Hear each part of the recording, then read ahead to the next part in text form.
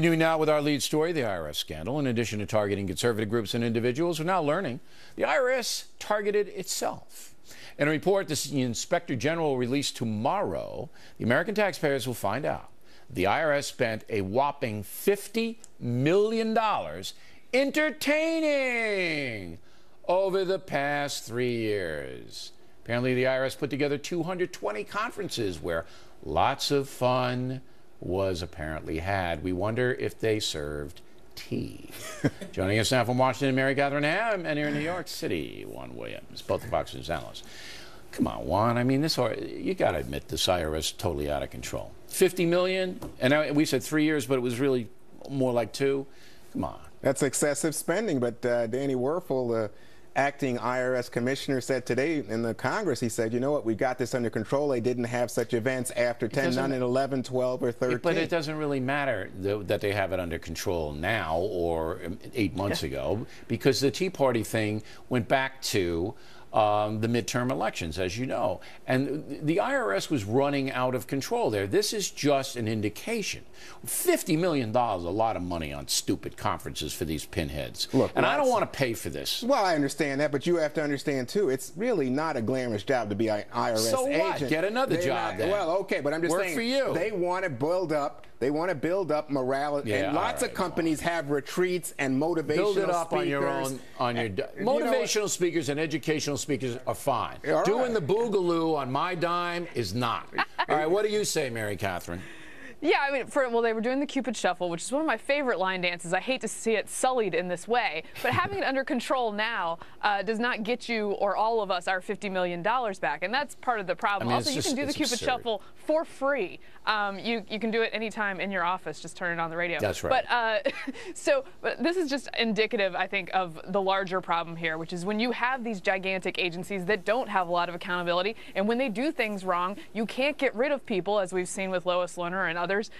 Then who pays the price? What happened? Could get rid of them. Yes, they chose not to. They are very difficult because, look, this agency we're starting to see a profile was terribly mismanaged. It was corrupt on almost every level, and that'll be proven. Yeah. What do you think of the comparisons, though, with Watergate, Mary Catherine? I mean, you know, all I'm trying to say is that you start an investigation and you see where it leads, but Tom broke on it. Oh, no.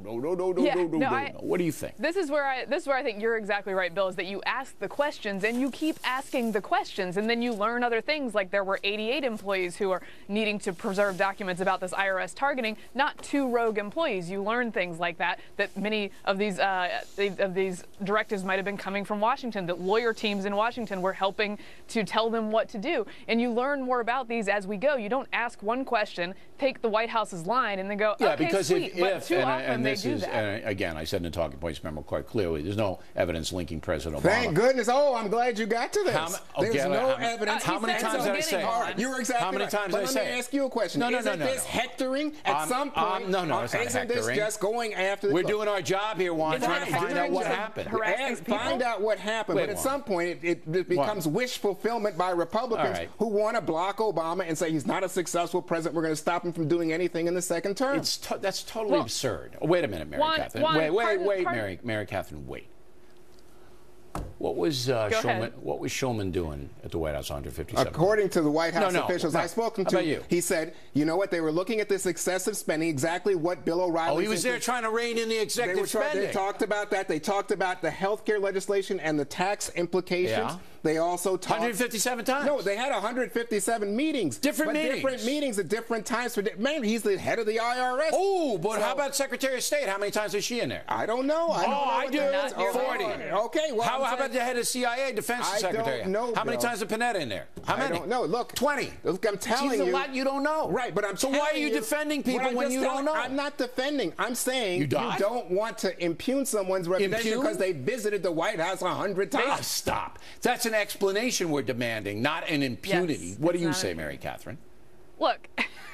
What I don't understand is why Juan thinks it's hectoring to ask the people who are charged with doing this job. Yes, you did. Not to persecute people. Let her finish. Don't go on and on like you're beating a drum.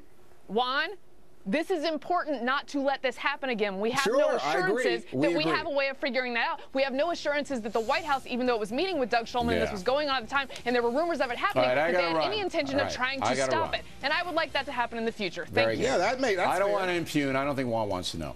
But that's just my opinion.